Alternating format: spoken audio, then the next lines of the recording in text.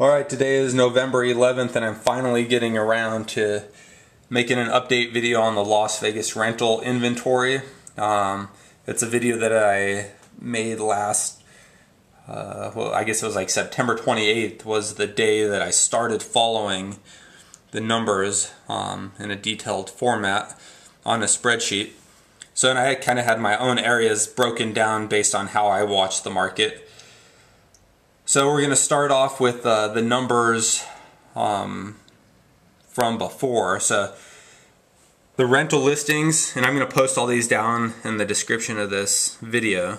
So the rental listings, we started off with 5142 for all of Las Vegas Valley. The sell listings were 12,897. My Southwest area was 479, and my Summerlin area was 176. So we'll scroll all the way over, and I stopped keeping track of these numbers on October 28th. So the entire rental market ended up with 5,518 properties, which was a 7% increase. The full sales numbers, the number of listings for sales on the market, active listings, was 12,445. 545 was for my Southwest area, and 191 for the the Summerlin area. So that ended up being a 7% increase. And here we'll scroll down to the graphs. It ended up being a 7% increase for the total housing rental listings. So that's what the graph looks like. So pretty steady up. I checked these numbers again this morning, now that we're about 11 days into the month of November, and we've went up another 3%. So from the 28th of October until the 11th of November, so another 3%. So pretty significant. Here's the Southwest area, which is a smaller area. I would say includes more of the nicer neighborhoods, so it doesn't include, I only do the nice areas, so it doesn't include some of the properties that are really, really old, like built in the 50s. So a more dramatic increase if you look at that, up 12%. So, and I think I attribute a lot of that to is that the investors are going in and buying in the nicer areas, and it's increasing the supply of properties.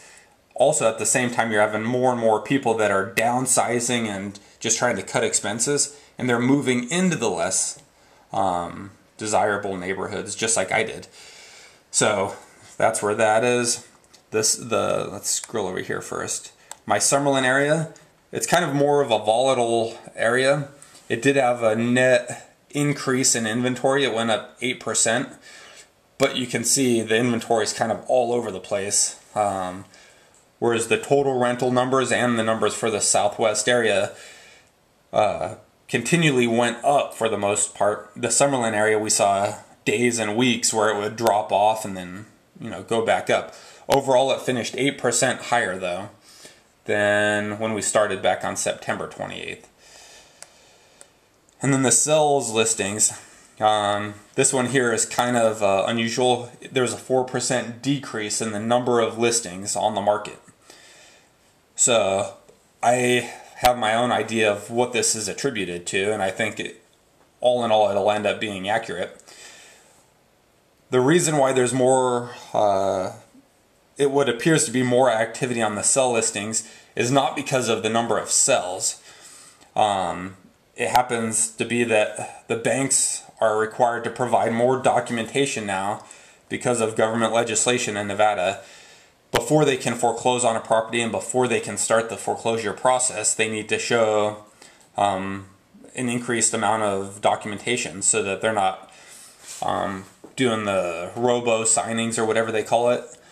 So that the government is pushing more legislation and it's slowing down the process. So October we had a record low number of foreclosures started, and this is already starting to be seen. Some of these properties go on the market and then they get pulled off temporarily off the market while the banks look into the documentation and make sure they have all their ducks in a row. I think it's good, except for the fact that it's just another loophole. The government is just prolonging this whole problem that we have, as opposed to just letting all the foreclosures hit the market, let the market adjust, let the banks, default, go into default, close up, and start this whole thing over.